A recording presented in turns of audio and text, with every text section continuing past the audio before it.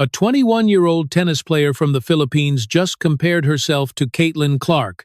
Not a fan, not a commentator, her. In her own words, in an actual interview, she looked at a basketball superstar who does not even play her sport and said, "That is basically me." And here is the strange part. Nobody laughed it off. Nobody called it delusional, because the more people looked into it, the more uncomfortable that comparison started to feel.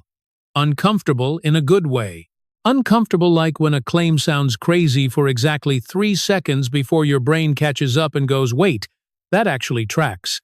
So here is the question we are asking today. What does a tennis player from a country most casual sports fans could not point to on a map have in common with the most talked about athlete in American sports right now? Different sport, different continent, different fan base entirely. On paper, this comparison should fall apart the second you say it out loud. But it does not fall apart. It gets stronger the closer you look. And that should bother you a little, because it means something is happening in tennis right now that most people have not noticed yet. Something that started quietly, in small tournaments most casual fans never watch, and is now getting loud enough that it just walked straight into a sentence with Clark in it. We are going to break this down piece by piece.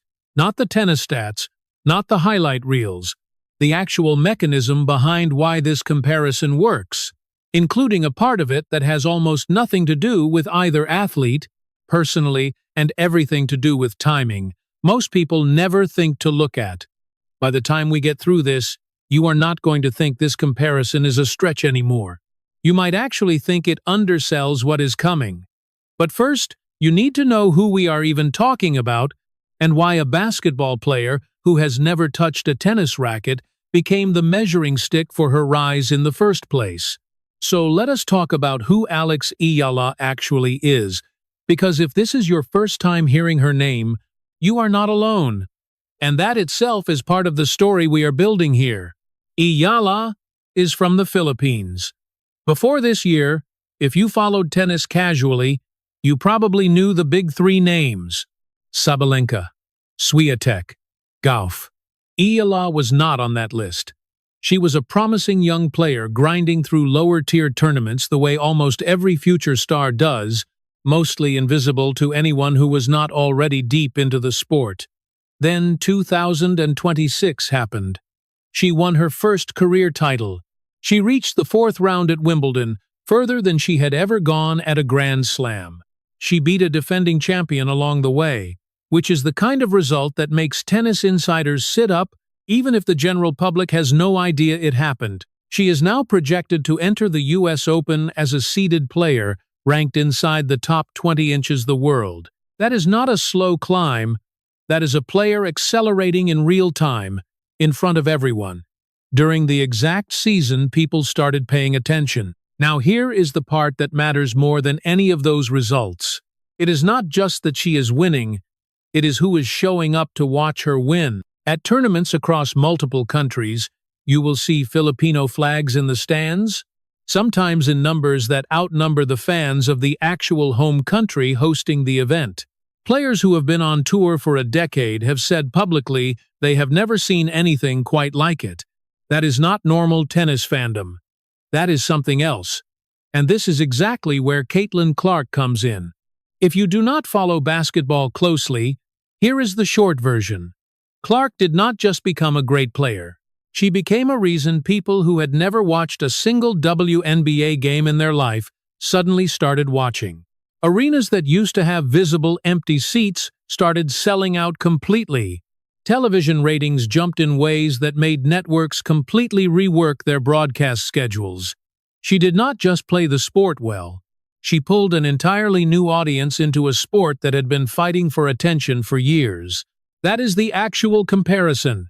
Not footwork, not swing mechanics. Attention. The ability to make people who do not care about your sport suddenly care, simply because you exist inside it. There is a term for this in sports business circles: attention gravity. Some athletes attract fans of their sport. A much smaller number of athletes attract fans of themselves, and the sport just happens to be the venue where that fandom plays out. Clark has it. And based on what is happening in stadiums right now, Eala might have it too. If that idea catches you off guard a little, good. That means you are starting to see what we are actually talking about here, and honestly, that is exactly the kind of moment worth sitting with for a second before we keep going. Because it is easy to scroll past a claim like this without letting it actually land. Because once you accept that this comparison is about gravity and not about the sport itself, the next question becomes impossible to ignore. Why now? Why her? Why did tennis, of all sports, suddenly produce someone capable of pulling this off? And the answer to that question is where this story stops being a fun comparison and starts being something a lot more interesting. Before we go further, I want you to notice something about the way this video already feels different from what you expected when you clicked on it. You came in for a tennis comparison. You are now 3 minutes deep into audience psychology and sports economics, and you are still here. That is not an accident, and if you are the kind of person who likes catching patterns before everyone else does, this channel is exactly where you want to keep showing up, because we are about to go somewhere most sports content never bothers to go. Now let us get into what is actually happening in these stadiums. Here is the first thing worth sitting with. Go watch footage from any tournament Eala has played in over the past several months. You will see something tennis broadcasters are not used to filming. Sections of the crowd waving flags, chanting her name between points, which is normally a silent sport. Fans who clearly do not know when to clap, clapping at the wrong moments, because they are not there for the sport. They are there for her. Compare that to what happened at women's college basketball games before Caitlin Clark. Half-empty gyms, local crowds. Then suddenly, arenas built for 40,000 people selling out completely, filled with fans who could not have told you what a shot clock violation was, but knew exactly who Clark was and showed up anyway. That is not fandom built on understanding the rules. That is fandom built on a person. So here is the mini question worth asking. If you strip away the sport entirely, if you just look at crowd behavior with the tennis or the basketball muted, could you tell the difference between these two audiences? Honestly, probably not. Second example. Tournament organizers do not put athletes in primetime slots because they are being kind. They do it because ticket sales and broadcast numbers tell them exactly who people are tuning in for. Eala has been increasingly scheduled into those high-visibility slots, not always based purely on her ranking, but based on what organizers already know about attendance and viewership moment her name is on the card. The WNBA did the exact same thing with Clark. Every team suddenly wanted her on their schedule, because one player showing up meant an entire stadium's economics changed for that night. Ask yourself this. Why would a business as calculated as professional sports scheduling start bending around one individual player unless the data was undeniable? Third example, and this one is subtle, so stay with me. Commentators and former players, the people who have spent decades inside this sport and are usually careful with their praise, keep using language around Eala that sounds almost identical to language used around Clark 2 years ago. Words like phenomenon. Words like she is bringing people who have never watched tennis before. That is not casual commentary. That is, people inside an industry noticing the exact same pattern from the exact same seat they were sitting in before, just with a different sport playing out in front of them. So here is where we are. 3 separate signals. Crowd behavior mirrors it. Scheduling decisions mirror it. Insider language mirrors it. On the surface, this is already enough evidence to say the comparison holds up. But here is the honest truth. All of that is still just the visible layer. It explains what is happening. It does not explain why it is happening right now, at this exact moment, with these 2 specific people, in 2 sports that have almost nothing in common on paper. And that question, the why now question, is where this stops being a fun observation about crowds and turns into something a lot stranger. Because once you dig into the timing of both of these rises, you start to notice something that has almost nothing to do with talent at all. Here is the part almost nobody talks about when they discuss athletes like this. Timing is not just luck. Sometimes timing is the entire explanation. Think about the state of the WNBA right before Caitlin Clark arrived. The league had talent, it had history, it had passionate fans who had been showing up for years. What it did not have was a story mainstream sports media could not stop talking about. It needed a face that felt inevitable, someone whose rise felt like it belonged on every highlight show, not just the ones dedicated to basketball. Clark did not create that need. That need already existed. She simply walked into a room that had been waiting for exactly her kind of moment. Now look at tennis in this exact stretch of time. Women's tennis has three towering names carrying most of the spotlight. Incredible players, dominant records, but also faces the public has already seen for years. Familiar does not always mean exciting. Sports media, especially in the United States, was quietly hungry for a new storyline. Not a replacement for the top players, but an addition. Someone young enough to feel like the future, different enough to feel like a fresh headline, and talented enough that the story would not collapse the moment people looked closely. Eala stepped into that exact gap. This is the part that should genuinely surprise you. It is not that these two athletes are unusually talented, because plenty of unusually talented athletes never break through to this level of attention. It is that both of them arrived at the precise moment their sport had an empty space shaped exactly like them, and they filled it before anyone else could. Now connect those two layers together, because this is where the whole comparison stops being a fun coincidence and starts being something closer to a pattern. Layer 1 was crowds behaving the same way. Layer 2 is timing lining up the same way. Two athletes, two sports, two completely different audiences, converging on the exact same formula. Show up with real talent. Show up at the exact moment your sport is starving for a new face. Let attention do the rest. And here is the twist inside the twist. If you go back to that original interview where Eala made the Clark comparison, she was not describing her forehand or her footwork. She was describing this.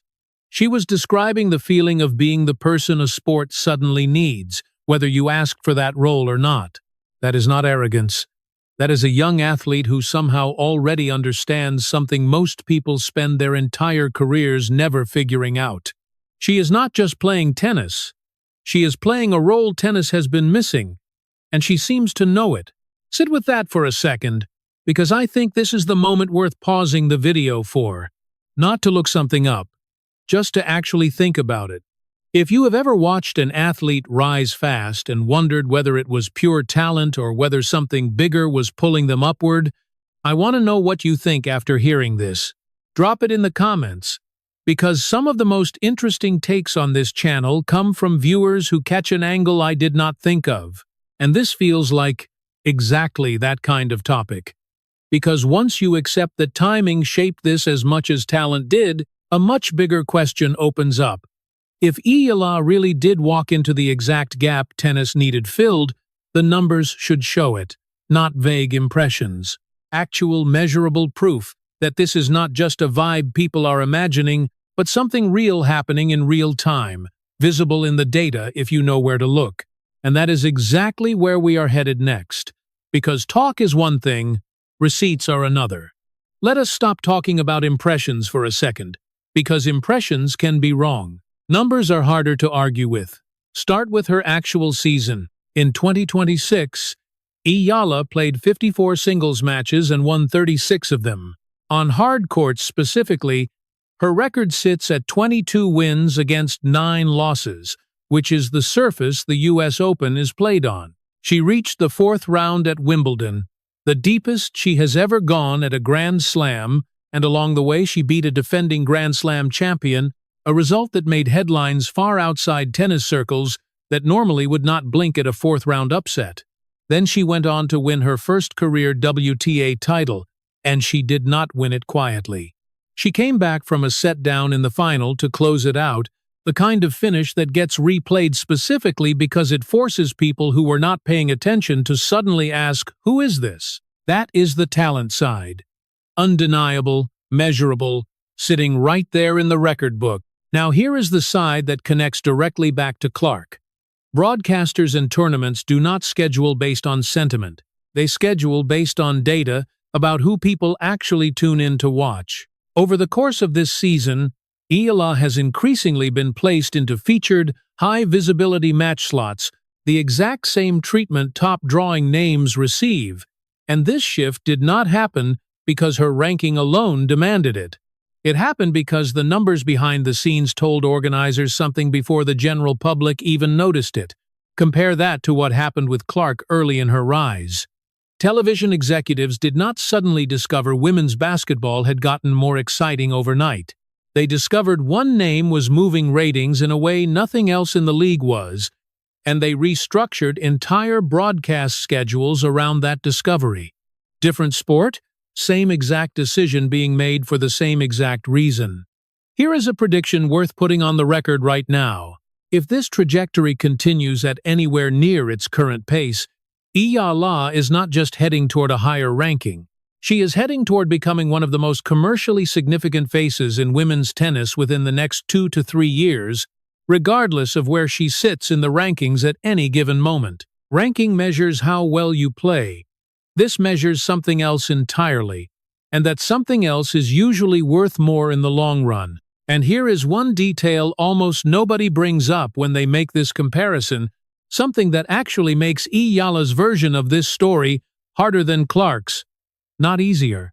Clark rose inside a team sport, inside a league, inside an entire infrastructure of teammates, coaching staff, and league marketing built to carry that attention alongside her. Eala is doing this in an individual sport, representing an entire country's tennis hopes essentially by herself, with every single match resting on her and no one else. Clark had a roster absorbing pressure with her. Eala steps onto a court completely alone every single time, carrying a weight most 21-year-olds in any sport never have to touch. That is not a small difference. That is the entire comparison, tilted in a direction that makes her achievement even more remarkable than the surface-level story suggests. So if the crowds prove it, the scheduling proves it, and the raw numbers prove it, there is really only one question left standing. What happens next if this does not slow down? So let us go back to where this whole video started. A 21-year-old tennis player compared herself to Caitlin Clark, and it sounded like a stretch for about 3 seconds. It is not a stretch anymore. It is not arrogance either. It is a young athlete who somehow already understands the exact position she is standing in. She is not just playing tennis well, she is playing the role her entire sport has been quietly missing, and every crowd, every schedule, every number we just walked through says the same thing from a different angle. Here is what that actually means going forward. If Alex Eala really is the version of this phenomenon that women's tennis has been waiting for, this is not a story that ends with one good season. This is a shift in who holds the spotlight in an entire sport. And shifts like that do not happen quietly. They pull sponsors, they pull broadcasters, they pull entirely new audiences who have never cared about tennis in their life, the same way an entire new audience showed up for basketball because of one player who felt impossible to ignore. Which raises the real question nobody has fully answered yet. Tennis has never actually had to handle this kind of attention gravity before. Not like this. Not on one young player carrying an entire country's expectations by herself, every single match, with no roster to share the weight. So the real question is not whether the comparison to Clark holds up. We just spent this entire video proving that it does. The real question is whether tennis, as an institution, is actually built to handle what happens if this keeps accelerating. That is a much bigger question than one interview quote, and it deserves its own answer. If you want to be here when we break that down, this is exactly the kind of story this channel is built around, catching the pattern before it becomes obvious to everyone else.